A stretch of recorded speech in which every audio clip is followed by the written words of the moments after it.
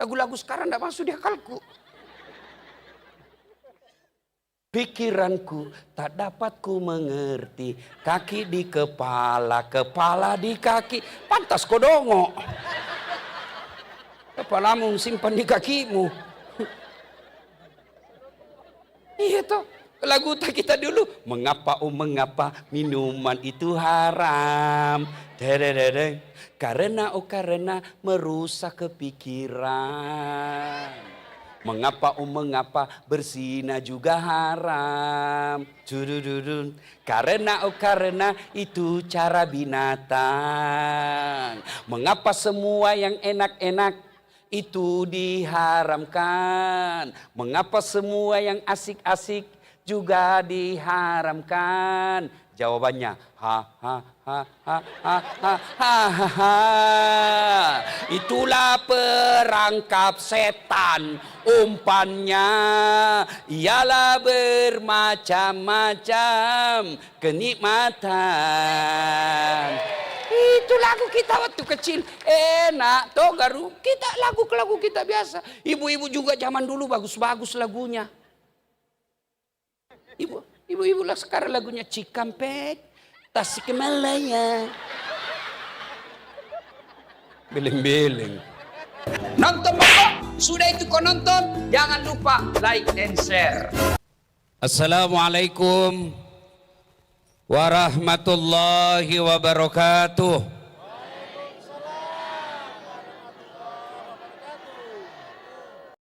Alhamdulillah. Alhamdulillahi rabbil alamin. Wabihi nasta'inu ala umurid dunya waddin. Ashadu an la ilaha illallah. Wa ashadu anna muhammadan abduhu wa rasuluh. Allahumma salli ala sayyidina Muhammad wa ala alihi wa sahbihi ajma'in. Amma ba'd. Faqad qala Allah subhanahu wa ta'ala fi kitabil karim. Bismillahirrahmanirrahim. Ya ayyuhalladzina amanu dakhulu fis-silmi kaffatan wa la tattabi'u khutuwatis syaitan innahu lakum aduwwum mubin. Wahai orang-orang yang beriman, masuklah engkau ke dalam Islam secara sempurna, Islam secara benar, bukan Islam pencitraan, bukan Islam gimik-gimik, bukan Islam pilkada. Ini politisi kalau mau pilkada langsung alim. Pakai songkok, pakai gamis, bagi-bagi kartu nama, sama-sama kita Islam. Kalau ada masalahmu telepon saya 24 jam. Begitu dipilih dia ganti nomor HP-nya. Ada begitu di sini? Ada. Caleg juga begitu. Andai saja mau pilih caleg ini, caleg biar tidak diundang, datang juga. Mana itu caleg semua sekarang? Berapa anggota DPR yang hadir di tempat ini? Padahal ini penting. Mana anggota DPR kita? Mana? Ada? Ada? Nah, cuman satu. Berapa anggota DPR kita Pak Bupati? 30. Mana itu 29? Kau salah, kenapa kau pilih? Ya kan? Coba, padahal ini penting ini. Acara penting Pak.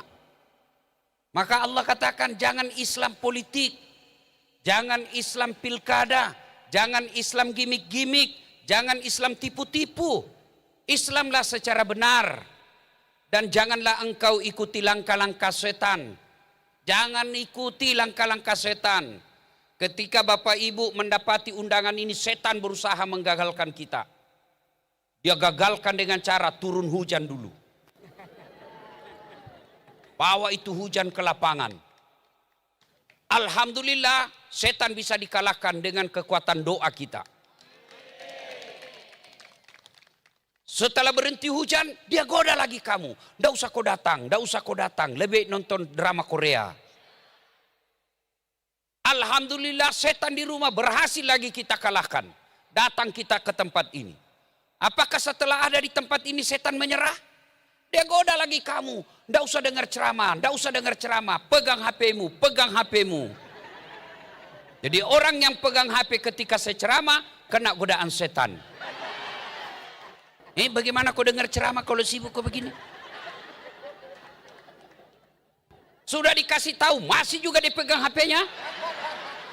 Bukan kau godaan setan, kau jadi setan. Kau ganggu konsentrasiku. Simpan dulu HP-mu, Ibu. Simpan dulu. Ibu-ibu yang pegang HP ketika ceramah, saya doakan suamimu kawin lagi. Baru dia simpan.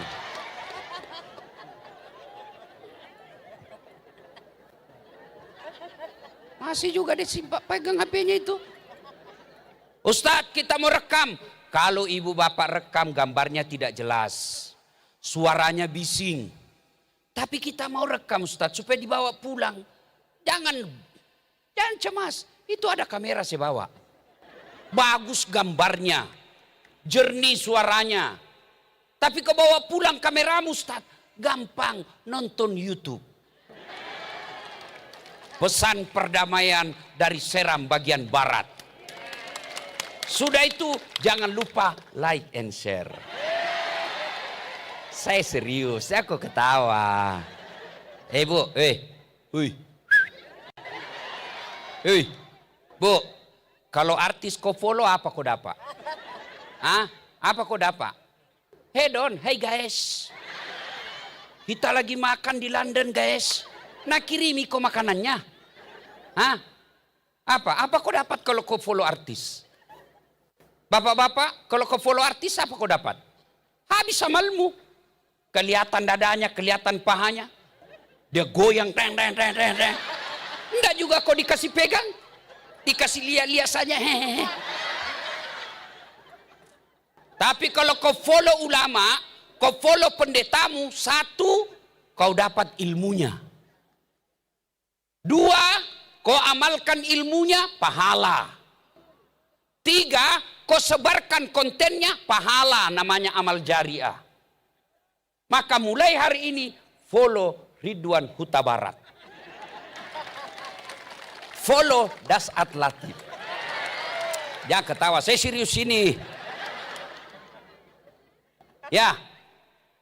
Jangan kau ikuti langkah-langkah setan. Karena sesungguhnya setan itu musuh yang nyata bagi kalian. Musuh kalian bukan tentara. Musuh kalian bukan aparat. Musuh kalian bukan polisi. Musuh kalian kata Allah setan. Di mana setan itu musuh yang nyata bagi kalian. Ibu-ibu. Yang kau musuhi polisi. Kau kira enak hidup ini kalau tidak ada polisi? Ibu-ibu kalau hilang motormu siapa kau cari? Siapa kau cari? Pak Imam. Imam aja hilang motornya. Ayo, Bu, kalau ada yang pukul anakmu siapa kau cari? Polisi. Bapak-bapak, kalau hilang motormu siapa kau cari? Polisi. Ibu-ibu, kalau hilang suamimu siapa kau cari? Jangan kau cari polisi, carilah suamimu. Iya. Bapak pikir enak kalau tidak ada polisi. Kalau majelis ulama bikin tabligh akbar, biasa, memang kerjanya. Kalau remaja masjid bikin pengajian, wajar di situ tupoksinya. Kalau NU Muhammadiyah bikin tabligh akbar, memang seharusnya begitu. Tapi kalau polisi bikin tabligh akbar, itu baru luar biasa. Tenang Pak Kapolres, saya sanjung kau hari ini.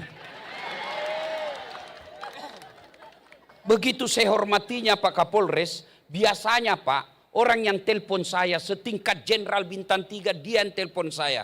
Ini saya yang telepon beliau, saya akan datang ke situ. Saya lihat videonya datang, Ustadz kami tunggu di sini, kami rindu dengan ceramah Pak Ustadz. Saya datang, ternyata jauh juga.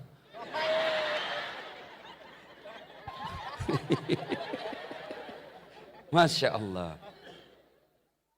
Jangan musuhi polisi. Pun kalau ada yang kau melanggar, kau tidak lihat ini. Saya lihat Pak, kenapa kau langgar? Bapak tidak lihat, saya tidak lihat Bapak. Kenapa kau tidak lihat saya? Bapak sembunyi di tikungan. Nakal ini, mana surat-suratmu? Mana STNK? SIM, lengkap. Saya tilang kamu. Kenapa Bapak tilang, saya sudah lengkap surat. Kau pembohong. Maksudnya apa? Itu jaketmu Honda, motormu Yamaha. Mana yang benar? Ini polisi Pelemindia. Bukan polisi Indonesia. Polisi Indonesia mengayomi, melindungi, melayani masyarakat. Dan bapak-bapak polisi juga jangan musuhi ulama. Kenapa? Karena kalau kau mati, siapa yang bungkus kamu? Maka yang baik, polisi jaga ulama, ulama doakan polisi. Sama-sama kita jaga Republik Indonesia. Waqala idzan, bismillahirrahmanirrahim. Ya ayyuhalladzina amanu taqullaha haqqa tuqatih wa la tamutunna illa wa antum muslimun. Wahai orang-orang yang beriman, bertakwalah kalian kepada Allah dengan sebenar-benarnya takwa, dan janganlah kalian mati kecuali dalam keadaan beragama Islam. Pak Pendeta yang saya muliakan, ayat ini sudah 1400 tahun dibaca setiap hari Jumat. Kalau di kantor Polres ini ada pengumuman yang harus diulang-ulang tiap Jumat, tiap pekan, pasti pengumuman itu penting. Zaman COVID selalu tiap hari diumumkan, jaga jarak, pakai masker, cuci tangan. Kenapa? Waktu itu sangat penting, tapi ada batasnya. Orang tidak pakai masker sekarang. Ini ayat sejak ada Rasulullah sampai detik ini, Jumat dibacakan ini ayat.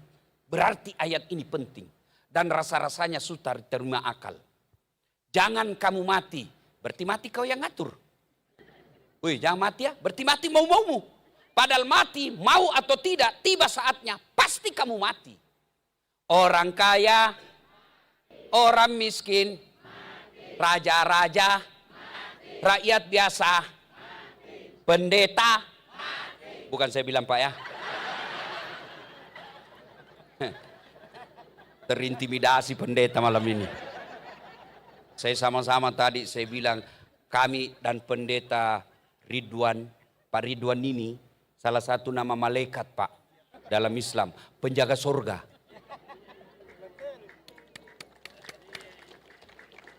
Saya bilang kami ini berdua sama-sama penyebar agama. Sama-sama penyiar perdamaian. Bedanya kami orang Islam, Ustadz namanya, beliau Nasrani, pendeta namanya. Apa kelebihan kami? Pak Pendeta cuma satu istri, Ustadz dapat jatah 4 kali. Iya Pak, 4 Pak, cuma saya pakai 1 kuota. Kenapa? Takut tidak. Bedanya orang Batak dengan orang Bugis sama-sama besar suaranya. Dengar tadi khutbahnya, keras besar suaranya. Orang Bugis juga demikian. Cuma bedanya orang Batak takut sama istrinya. Orang Bugis tidak ada takut sama istri, cuma istrinya lebih berani. Termasuk Pak Kapolres pasti takut sama istrinya. Mana ada polisi tidak takut sama istrinya, bohong itu. Dia bilang temanku yang polisi, bukan kami takut sama istri Ustaz, cuma istri ini sedikit-sedikit melapor sama istrinya komandan. Dan komandan juga takut sama istrinya. Ya kan? Ayat ini Jumat-Jumat dibaca. Seolah-olah, saudaraku kaum muslim, seolah-olah Allah ingin berkata, Das'ad, Pak Bupati, Pak Haji, ibu-ibu pakai jilbab. Kamu ngaku Islam, tapi belum tentu kau mati dalam keadaan Islam. Itu makna ayat ini. Adakah orang Islam yang mati kafir? Banyak. Insya Allah Bapak Ibu tidak akan mati dalam keadaan ngerampok. Dikejar sama polisi. Jangan lari. Masih lari juga. Jangan lari. Masih lagi. Terpaksa polisi tembak peringatan. Duk. Masih lari tembak kedua. Duk. Masih lari tembak ketiga. Duk. Masih lari terpaksa dilumpuhkan. Tembak kakinya. Duk. Kakinya ditembak, kepalanya kena. Saya tanya temanku ya polisi, bagaimana caranya kakinya kau tembak, kepalanya kena? Dia bilang soalnya waktu ditembak dia jongkok.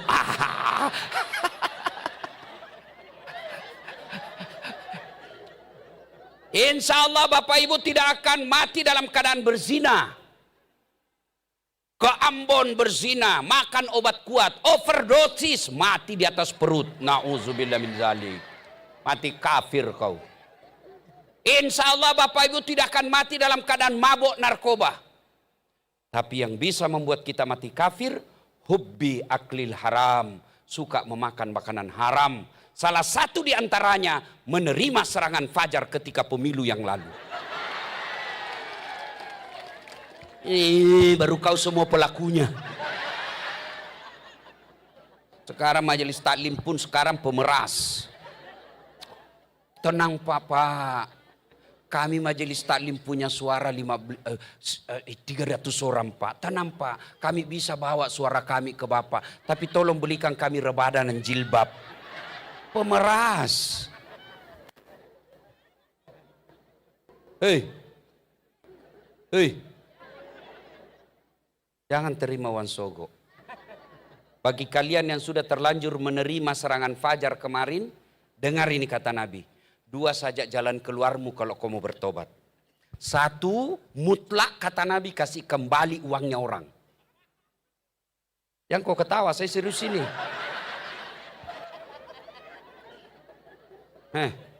Terutama caleg yang kalah, kasih kembali uangnya. Sampai jam berapa nih? Bisa jam 2? Serius Mas? Saya enggak bisa. Ayo. Betul kok. Siap kok polisi ku gaspol. Bapak Ibu, yang sudah terlanjur uang, kasih kembali. Kasih kembali kalau Bapak bertobat. Sudah habis Ustaz. Maka kata Nabi, hanya api neraka yang bisa mencuci perutmu. Ibu-ibu dengar Bu. Kalau orang korupsi 70 miliar, masuk neraka sepertinya masih masuk di akal. Kenapa? 70 miliar dia nikmati di dunia. Dia ke Eropa keliling-keliling. Dia bisa beli yang dia mau. 70 miliar masuk neraka. Rasa-rasanya di dunia masih bahagia. Tapi kalau 300 ribu. Kau masuk neraka. Itulah aslinya beleng-beleng. Kau ketawa sama baru kau pelakunya. Saya tanya ibu-ibu, tolong jawab dengan jujur. Kalau ibu terima 300 ribu, kaya tidak? Kaya tidak? Bapak-bapak kalau tolak 300 ribu, miskin tidak? Miskin tidak? Namun yang pasti, ketika kau terima 300 ribu itu artinya kau tutup masa depanmu yang miskin. Kau tutup masa depannya anakmu yang cerdas. Kau tutup masa depan anakmu jadi anggota DPR, jadi bupati. Karena dia miskin, karena hanya orang kaya yang mampu sogok jadi pejabat. Kalau kau cinta Seram bagian barat ini, wujud konkretnya Jako terima uang sogok. Boleh saja kita miskin, tapi kau jangan jual harga dirimu. Tidak ada orang suka miskin, tapi Allah kasih kau miskin. Paling tidak orang tidak bisa beli harga dirimu. Saudaraku, pemilu pilkada akan datang ini, jangan kau pilih orang karena uangnya. Kalau kau pilih karena uangnya, maka cara pertama kasih kembali uangnya ketika dia terpilih. Kenapa anggota DPR tidak ada yang lagi yang datang? Karena mereka pikir saya sudah bayar kok.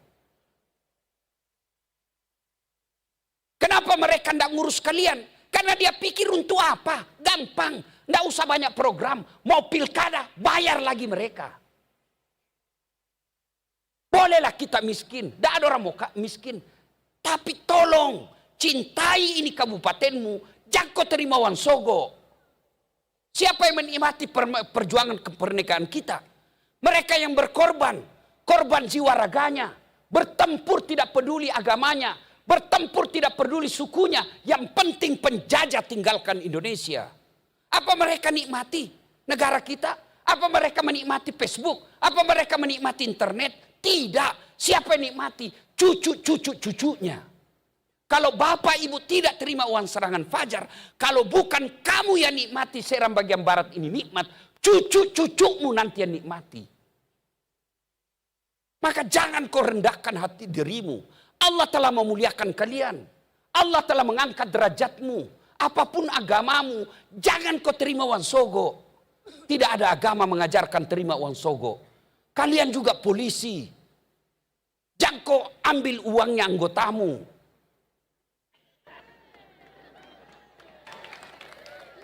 Pengamanan kau potong uang pengamanannya.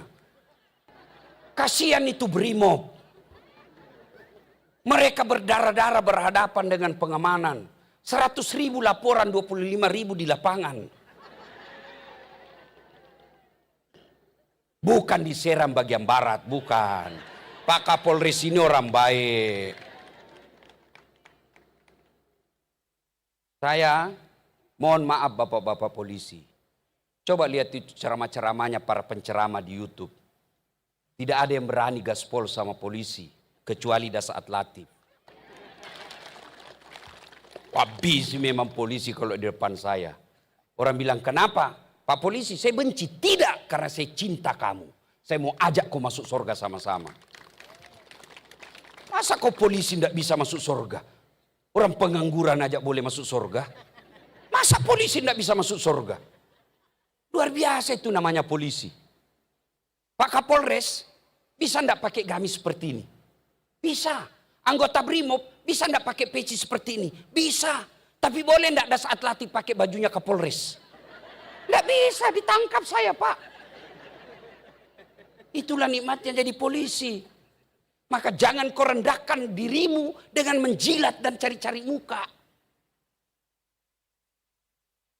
Jangan marah ya. Kita suruh kondang kak. Wa qala idzan bismillahirrahmanirrahim. Innallaha wa malaikatahu yusalluna 'alan nabi. Ya ayyuhalladzina amanu sallu 'alaihi wa sallimu taslima. Sesungguhnya Allah dan para malaikatnya bersalawat kepada Rasulullah Muhammad sallallahu alaihi wasallam, maka wahai orang-orang yang beriman, bersalawatlah kalian kepada Rasulullah dengan sebaik-baik salawat. Sadaqallahul azim, maha benar Allah dengan segala firman-Nya. Ibu bapak saudara-saudara sekalian, teristimewa yang kita hormati, Bapak Kapolres beserta Nyonya, Bapak Dandim beserta Nyonya, Bapak Bupati beserta istri, Bapak Pendeta yang saya muliakan, hadirin hadirat, mohon maaf saya tidak bisa sebut nama satu demi satu, di samping karena keterbatasan waktu, juga sejujurnya saya tidak hafal namanya Bapak Ibu. Pak Kapolres, Nabi pernah tanya sama sahabat, kumpul. Nabi tanya, atadruna manil muflis? Saudara-saudara sekalian, kamu tahu enggak siapa yang bangkrut di akhirat kelak? Ibu-ibu tahu namanya bangkrut? Tahu bangkrut ibu? Habis modal. Ya toh? Kalau bicara uang, ibu-ibu paling satu. Nah, macam-macam jawaban sahabat. Tahu enggak siapa yang bangkrut? Ada yang bilang yang tidak sholat ya Rasul. Oh bagus sholatnya.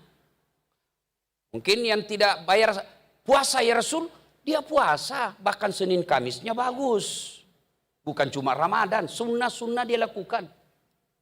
Yang tidak bayar zakat ya Rasul. Wah dia bayar zakat harta dan zakat fitrah. Mungkin yang tidak haji padahal mampu ya Rasul. Dia haji. Bahkan dia bolak-balik umroh. Seluruh sahabat heran. Kalau begitu siapa yang bangkrut ya Rasul? Nabi menjawab, jarusu wa khati'ur rahim. Tetangga yang jahat sama tetangganya dan dia memutuskan tali persaudaraan. Sahabat heran tentu. Kok bisa bangkrut sih? Dia kan sholat, dia puasa, dia haji, dia bayar zakat. Kok bisa bangkrut? Bagus ibadahnya ini orang. Kata Nabi, betul, hablum minallahnya baik. Yang kita kenal dalam Islam ibadah mahdah, hubungan kepada Allah, baik. Tapi sayang muamalahnya, hubungannya kepada manusia, hablum minannasnya jelek. Dia setorlah sholatnya. Ya Allah ini sholatku. Datang tetangganya, tunggu dulu. Saya pernah sama-sama caleg itu. Di Seram bagian barat. Dia fitnah saya. Kata anak-anakku yang lurus rambutnya bukan anaknya suamiku. Karena suamiku keritin rambutnya. Gara-gara fitnahnya orang gak pilih saya. Padahal saya sudah jual rumah dan sawah. Saya bangkrut gara-gara dia itu. Kata Allah, ya sudah kalau begitu ambil sholatnya semua. Tuh bu, sudah habis apanya bu? Habis apanya? Habis sholatnya. Habis sholatnya tuh, sholatnya. Dia setor lagi puasanya. Ya Allah, ini puasaku. Datang lagi tetangganya, tunggu dulu, tunggu dulu. Saya pernah itu sama-sama pilkada. Dia sebarkan berita hoax.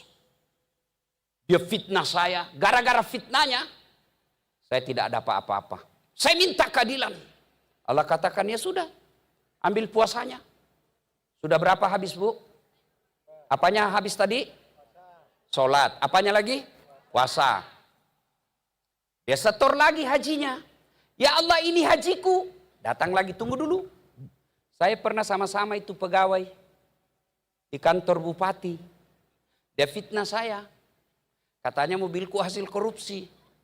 Gara-gara fitnahnya, tadinya saya kepala dinas, digeser menjadi staf ahli. Ahli yang tidak ada stafnya. Gara-gara fitnahnya itu. Dia bilang, Allah, ya sudah. Ambil dia punya haji. Habis apanya, Bu? Habis sholat, habis haji, habis puasa. Habis semua. Masih ada yang datang. Tunggu dulu, saya juga pernah tetangga itu diseram. Dia serobot pagarku. Saya mau tuntut, dia polisi. Saya mau lapor, temannya polisi. Tidak mungkin. Gara-gara dia serobot saya punya pagar, saya tidak punya got. Setiap hujan banjir rumahku, kelakuannya itu. Dia bilang, Tuhan, bagaimana lagi nih? Habis saya punya sholat. Habis puasa. Habis haji, mana lagi saya mau kasih? Beta mau apa? Kata Allah, karena sudah tidak ada saldomu, sudah tidak ada kebaikanmu, dosanya itu orang kuambil. Inilah orang bangkrut. Hitam jidatnya gara-gara sholat. Senin Kamis dia puasa. Bagus dia punya ngaji. Tapi tidak ada orang yang suka di kampung itu. Itulah orang bangkrut. Maka Nabi katakan, orang baik bukan yang baik sholatnya saja. Bukan yang puasanya saja. Tapi kata Nabi, Hairun nas anfa'hum linnas. Sebaik-baik manusia di antara kalian yang paling banyak manfaatnya buat orang lain. Bagaimana kau bermanfaat kalau semua orang tidak suka kamu? Maka ini gunanya tablik akbar. Jaga persaudaraan. Jaga ukhuwah. Itulah ayat yang dibaca Pak Polisi tadi. Wa'tasimu bihablillahi jami'an wa la tafarraku. Berpegang teguhlah engkau kepada tali persaudaraan agama Allah. Dan janganlah engkau bercerai-berai. Berbeda sunnatullah. Berbeda itu pasti tidak bisa kau tidak berbeda. Gigimu saja sudah berbeda. Ibu tahu enggak gigi? Ibu tahu gigi? Tahu gigi? Gigi tahu? Tahu gigi? Gigi tahu? Coba lihat itu gigi. Bayangkan Pak. Pertama ibu di depan sudah beda. Namanya gigi seri. Gigi apa? Gigi apa? Gigi seri. Apa tugasnya? Memotong-motong. Masuk ke belakang, beda lagi. Namanya apa? Gigi taring. Ini yang rencing. Tugasnya apa? Merobek. Maka kalau makan ayam kasih gini, bukan kasih gini. Kalau kau kasih gini, keluar semua gigimu.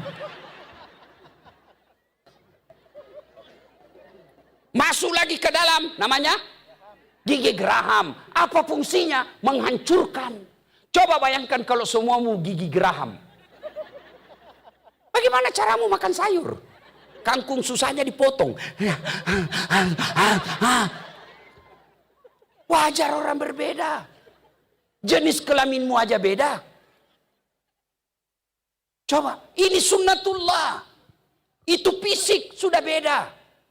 Ibadah satu. Beda kamu tetap satu. Itu yang dipegang oleh Bhinneka Tunggal Ika. Burung Garuda. Pita dia pegang. Apa tulisannya? Bhinneka Tunggal Ika. Maka kemarin itu ada ketua yang pembinaan ideologi negara Pancasila.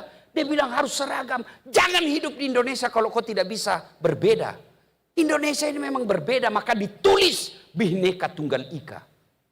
Apalagi ibadah. Berbeda-beda tapi tetap kau satu. Contoh sholat jamaah. Mana bisa kalau kita pakai perbedaan masing-masing. Baru takbir sudah ribut. Coba yang jadi imam keturunan Arab. Dia takbir pakai bahasa Arab. Allahu Akbar. Datang makmum, orang Bugis. Dia takbir pakai bahasa Bugis. Pungalau ta'ala malopo.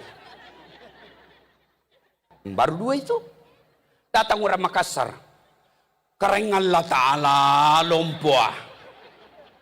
Datang orang Toraja masuk Islam. Pungalau ta'ala tunggu gajah.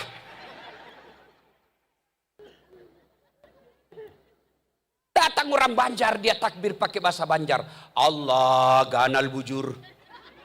Datang penjual nasi Padang. Dia takbir pakai bahasa Padang. Allah nan gadang. Datang orang Betawi dari Jakarta, anak gaul, dia takbir pakai bahasa gaul. Allah gede banget gitu loh. Ya coba Pak. Itu baru sholat. Sholat aja mengajarkan kamu bersatu. Masuk ke dalam masjid, bersatu hadapan kita. Tidak boleh kau menghadap dari mana kau datang. Yang datang dari timur, hadap kau ke barat. Hadap ke kiblat. Yang dari barat, hadap ke kiblat. Hari selatan, barat ke kiblat. Hari utara, hadap kau ke kiblat.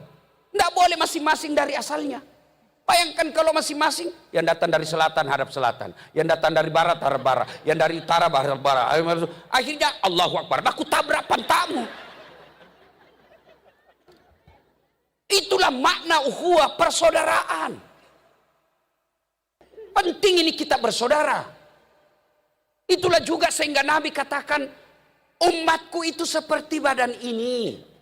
Coba lihat badan kita kompaknya luar biasa. Masya Allah. Tangan kanan gatal tanpa diundang kiri yang garuk.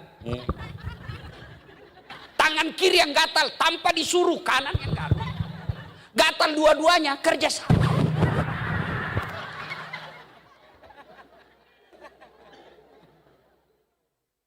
Anak muda malam minggu pergi mengodok. Pergi cari cewek. Jalan kaki. Tahan tuh kaki. Kaki tahan tuh. Semua badan merespon. Yang pertama merespon mulut.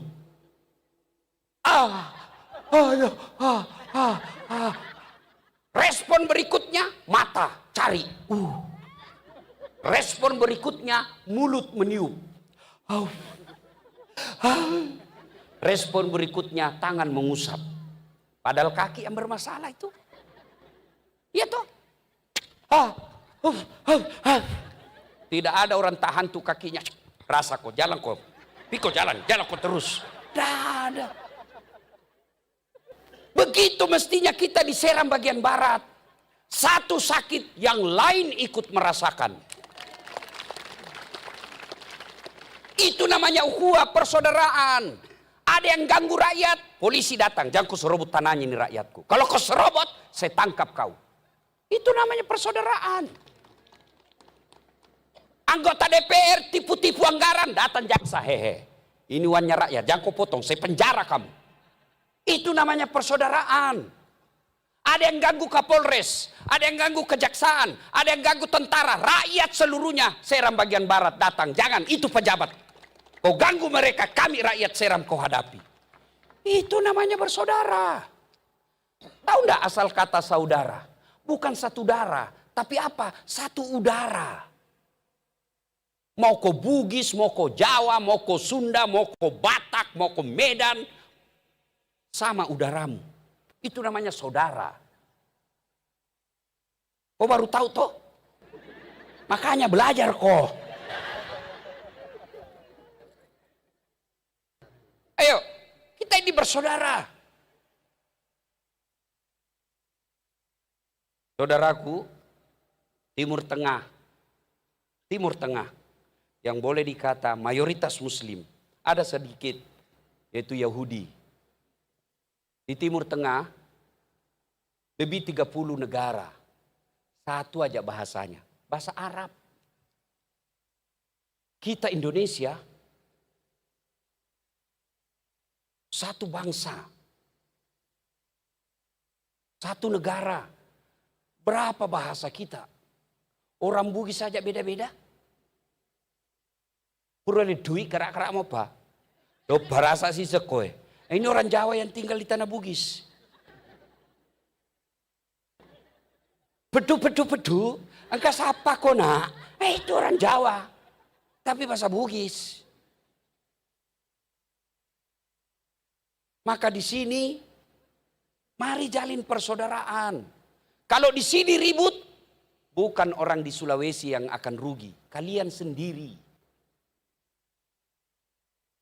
Apa yang menyebabkan orang berpecah belah? Satu, pilkada ini yang akan datang. Jangan mau dibodoh-bodoh itu janji-janji kampanye. Kami akan ini.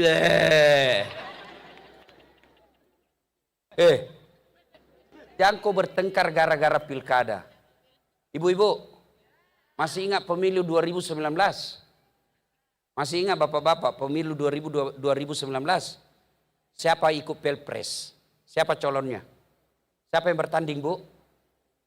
Bapak Joko Widodo. Lawan? Bapak Prabowo. Siapa menangnya? Bapak Joko Widodo. Siapa menterinya? Bapak Prabowo. Satu paket kembali. Kamu sampai sekarang masih baku musuh. Beleng-beleng gitu namanya. Apa kau dapat? Kalau tim sukses hantam-hantam, wajar dia mau jadi kontraktor. Wajar dia mau jadi menteri. Wajar dia mau jadi dapat jabatan. Kalian apa kau dapat? Kau bertahun-tahun bertetangga. Gara-gara pilkada yang beda calon. Kau bermusuhan. Kasihan kalian. Ribut saling menyerang di grup. Saling tidak menjaga perasaan. Bertengkar. Siapa kau dapat? Cocok itu. Syukurlah. Berhasil kita ceramah malam ini.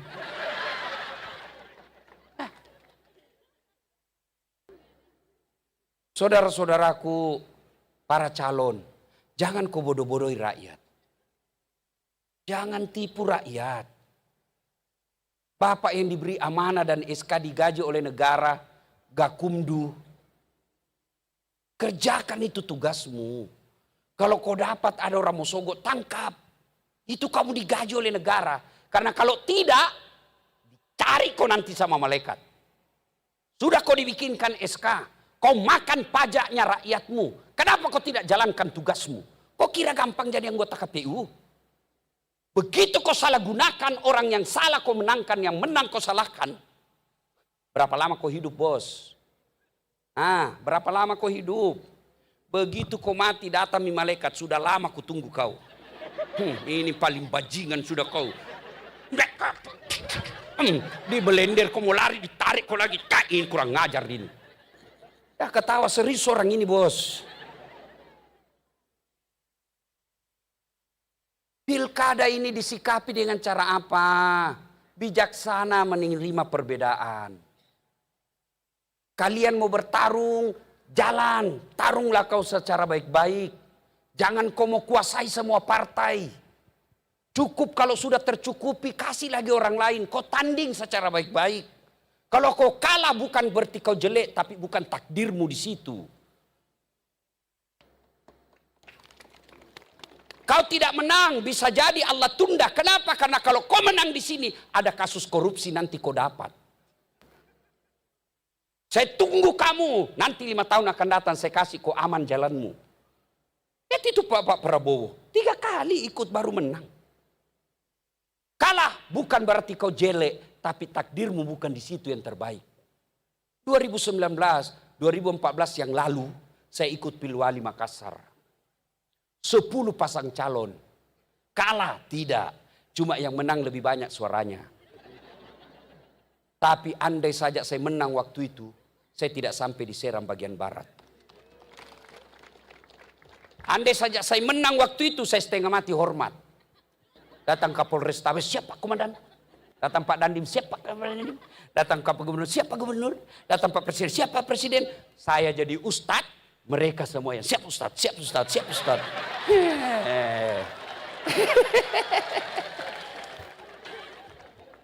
Kan enak Pak kalau kita lewati ini pilkada dengan riang gembira. Berbeda itu biasa. Jangan menghasut rakyat.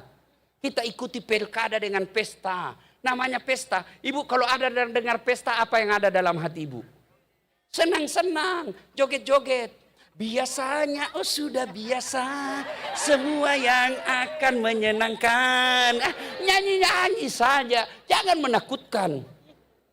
Pemilihan umum telah memanggil kita, seluruh rakyat menyambut gembira. Hak demokrasi Pancasila, hikmah Indonesia merdeka.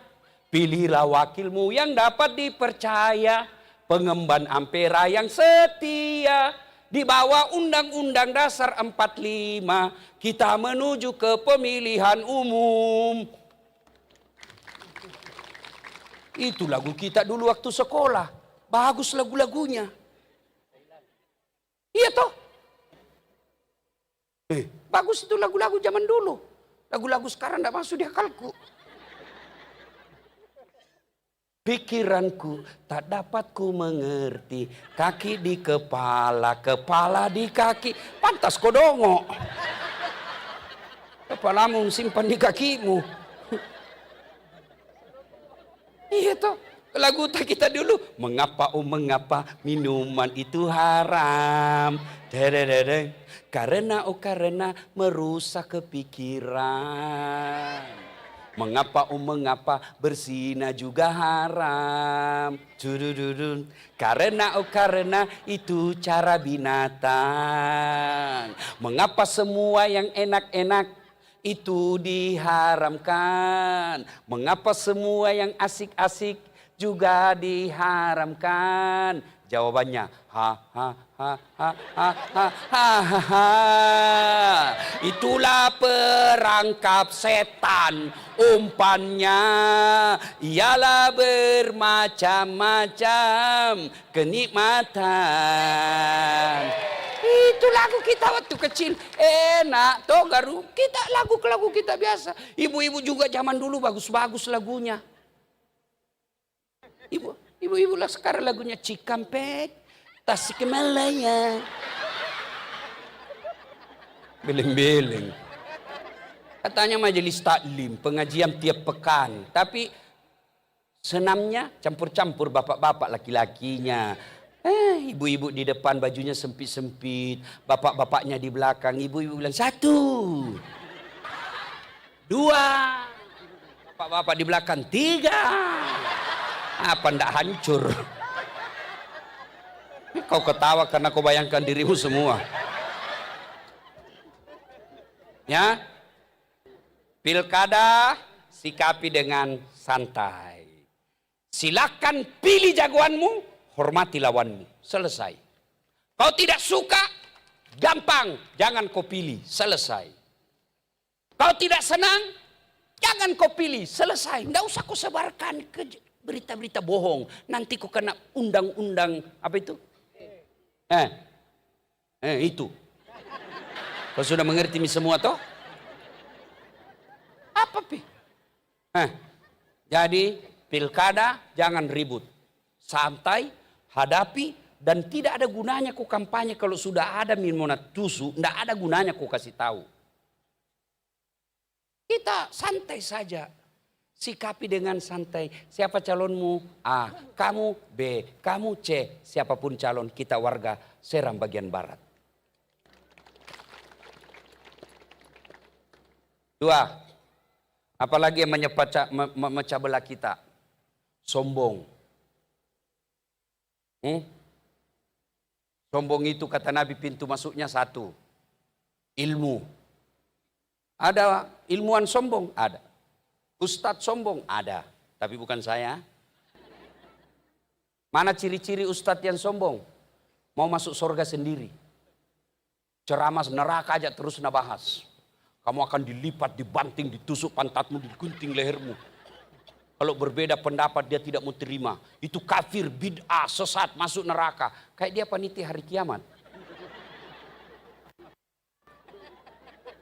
Ada ustadz begitu? Ada.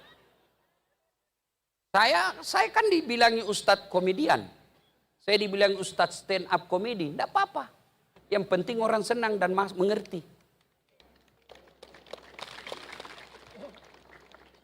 Di medsos ribut. Saya dianggap ustadz tidak sunnah. Kan di medsos itu ada bu ya, di Facebook. Ustadz sunnah. Namanya, enggak ada nama saya. Ustadz tidak sunnah. Nomor 13 namaku. Saya tanya adminnya, kenapa kau tuduh saya ustadz tidak sunnah? Dia bilang, buktinya kau ceramah sunnah-sunnah, kau tidak pelihara sunnah. Kenapa kau bilang saya tidak pelihara sunnah? Buktinya enggak ada jenggotmu. Saya mau dia apa kalau enggak mau tumbuh?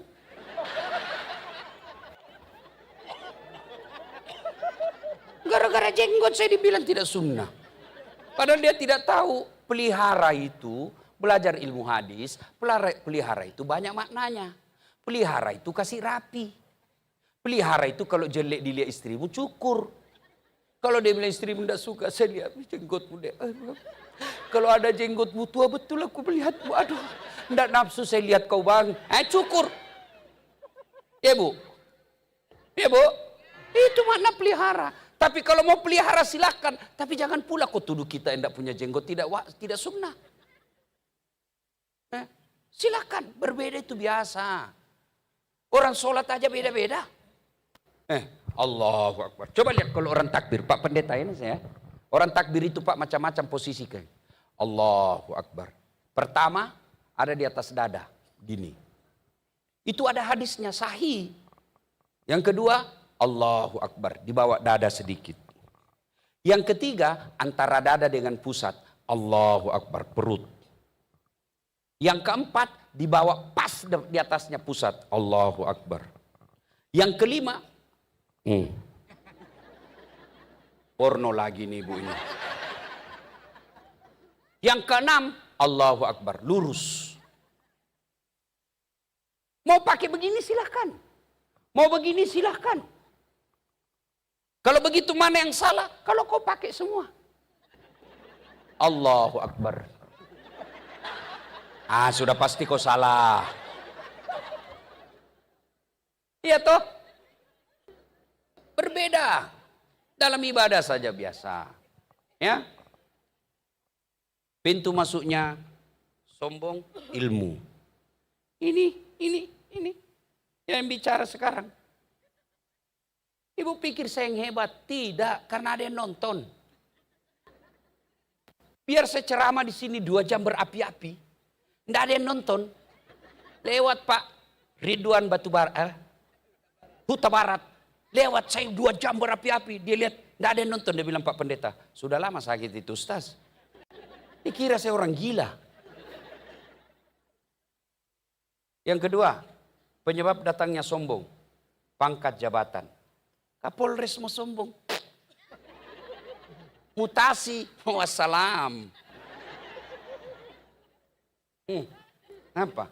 Oke lah naik pangkatmu. Apa? Ada batasnya. Apa? Pensiun. Bupati mau sombong. PJ.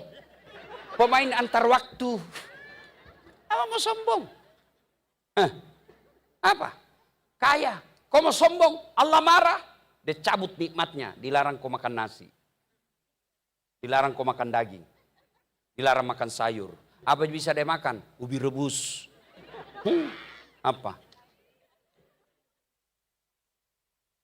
Tapi kira-kira kalau orang kaya, pejabat, pintar, selebriti, sombong, orang masih maklum. Ya tahu, Kapolres. Ya wajarlah bupati. Ya kaya, wajar. Tapi kalau sudah miskin. Tapi kalau kau kaya, sombong, temannya setan kata Nabi. Tapi kalau sudah miskin, jelek mukanya, busuk mulanya, pengangguran, tidak jelas kerjanya, mau sombong lagi.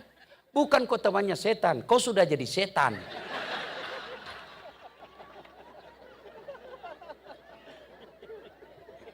Jelas ya? Sombong itu bukan pakai mahal. Sombong itu, ibu punya emas, pakai rezekimu. Kapan ibu sombong? Kau remehkan orang yang miskin. Itu baru sombong. Pak Kapolres pakai baju krokodil, cap buaya. Sombong? Enggak. Kapan dia sombong? Dia remehkan brimob. Bajumu itu, kau enggak beliin. Bukan kelasku itu. Sombong. Ibu-ibu pakai emas silakan. Kapan ibu sombong? Kau remehkan orang yang tidak pakai emas. Itu baru sombong. Yang kedua, sombong itu menolak kebenaran. Dinasehati apa kata? Apa dia tahu itu sombong. Sombong ketika orang kau remehkan, dia tidak lawan kamu tapi lambat laun dia tinggalkan. Lambat laun dia menjauh, putus persaudaraan. Yang ketiga, penyebab putusnya persaudaraan. Tadi 1 pilkada, 2 sombong, 3 gosip. Cerita jeleknya orang. Tidak ada orang senang dicerita jeleknya. Maka kalau kau tidak senang calon bupati orang, tidak usah kau cerita jeleknya. Lebih baik tidak usah pilih. Kalau kau cerita jeleknya, dia akan jauhi kau. Putus persaudaraan.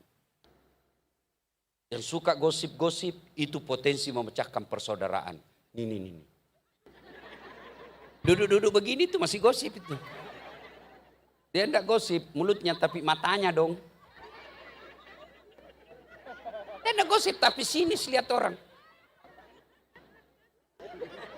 Apa? Ustadz aja dia gosip. Saya lewat tadi ada yang gosip. Itu juga bajunya yang viral. Kang gosip.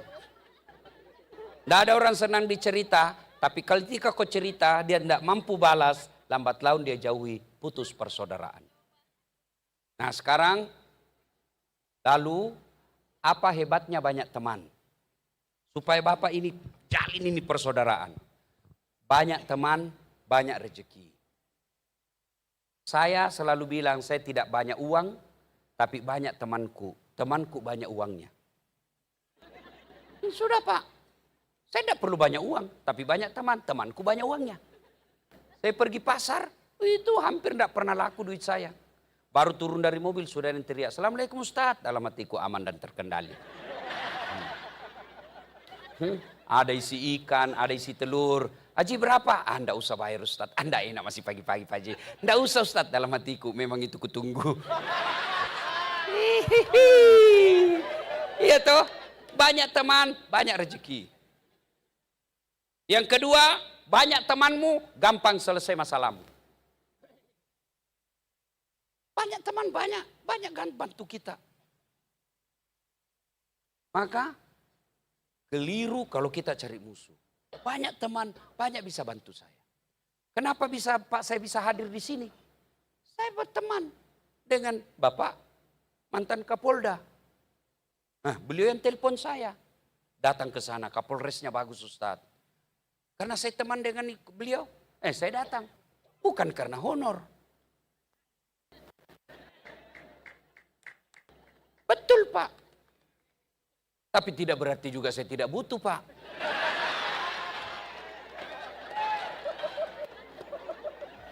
Yang ketawa saya serius ini. Pak Pendeta, saya pernah salah menerima honor Pak. Tertukar. Biasanya di Makassar itu kan biasa 1 malam saya 2 acara. Selesai acara pertama saya lari ke acara kedua. Diburu-buru saya, dikejar sama panitia. Panitianya MC. Ustadz tunggu dulu Ustadz. Kenapa dia? Tunggu dulu Ustadz. Dia tarik amplop. Begitu dia kasih keluar langsung kusambar. Malu lama-lama dilihat Pak. Saya naik mobil. Alhamdulillah dapat rezeki. Begitu saya buka, astagfirullah. Salah kasih Ibu. Apa dia kasih saya? Susunan acara. Pak Kapolres, jangan dicontoh ini Pak ya. Ini contoh yang tidak bagus.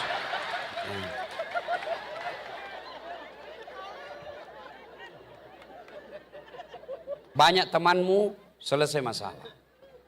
Ya, Bapak Ibu saudara-saudara sekalian, banyak yang ingin kita sampaikan, tapi ini sudah jam 1. Lanjut, saya yang capek. Ibu pulang ini tidur, saya mesti cepat-cepat lagi ke Langgur besok pagi-pagi. Pulang itu langsung lagi pergi ke Medan. Ibu-ibu sudah, ibu enak duduk-duduk ketawa. Saya setengah mati. Intinya, siapa yang jaga kampung kita bukan orang dari Makassar, bukan orang dari Jawa, bukan pendeta, bukan ustadz, tapi kita semua punya kepentingan menjaga kerukunan di sini. Ya, tidak usah panjang kita punya ceramah, intinya wa'tasimu bihablillahi jami'a wa la tafarraku. Berpegang teguhlah engkau kepada tali persaudaraan agama Allah dan janganlah engkau bercerai-berai.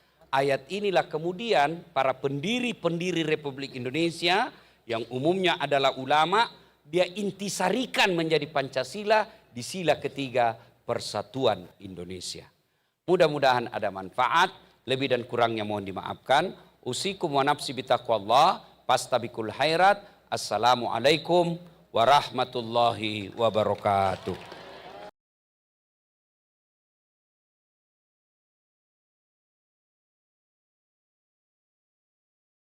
Sekarang perhatikan anggota polisi yang perempuannya juga pakai jilbab.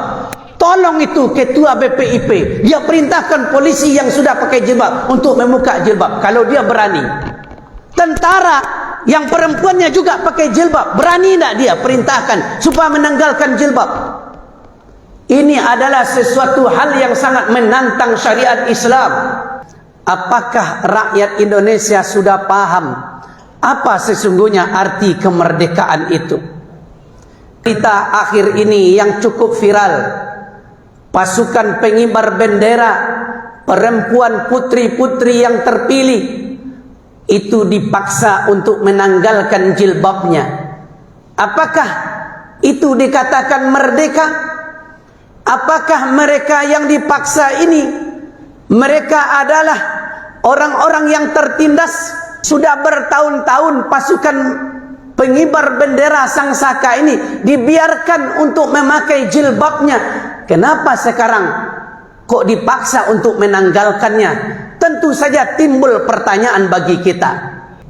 Alhamdulillahilladzi ba'atsa fil ummiyina rasulan minhum yatlu 'alaihim ayatihi wa yuzakkihim wa yu'allimuhumul kitaba wal hikmah wa in kanu min qablu la fi dhalalin mubin.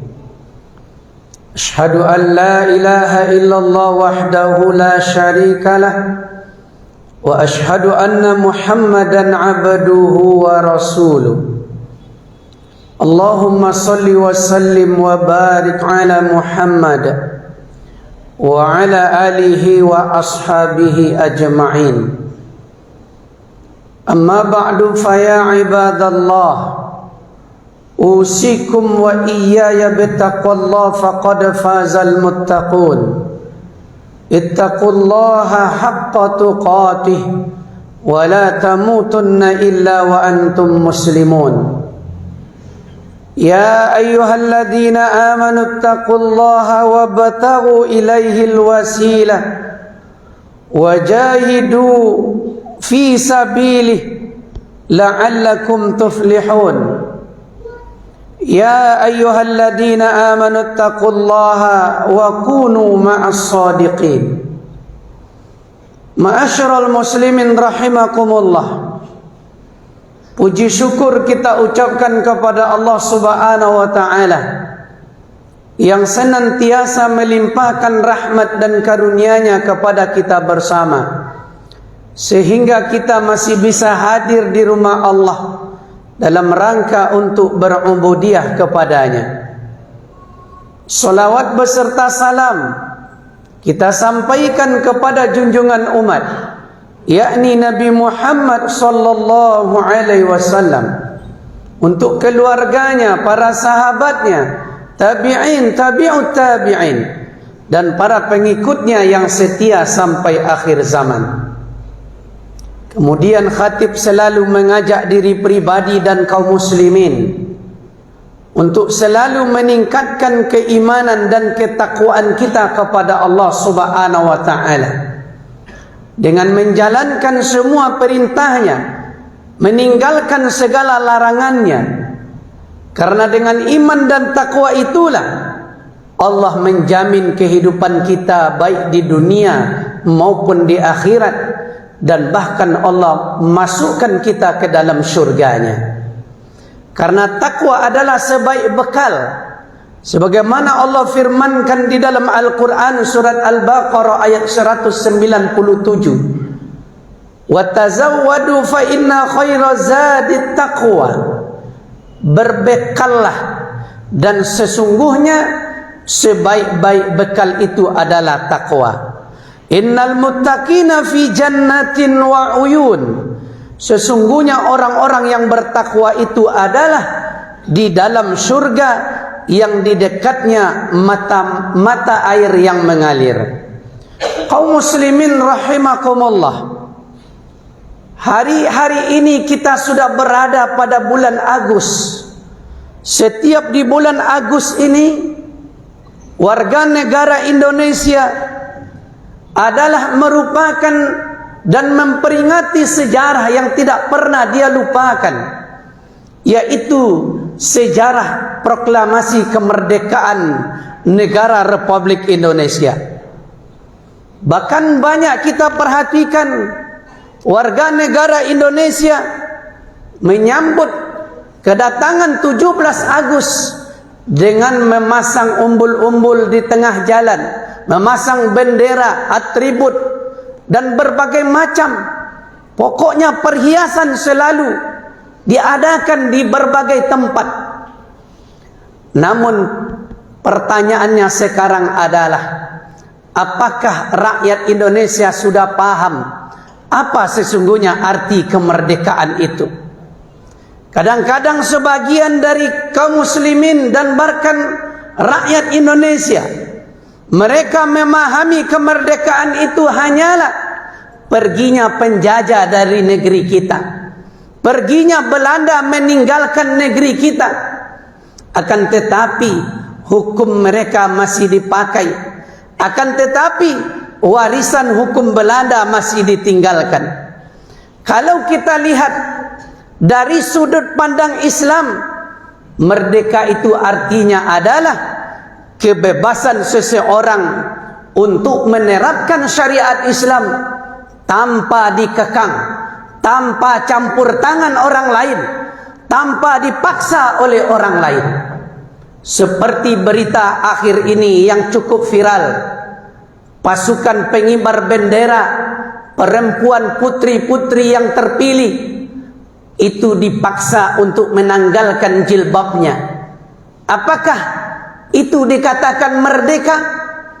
Apakah mereka yang dipaksa ini, mereka adalah orang-orang yang tertindas?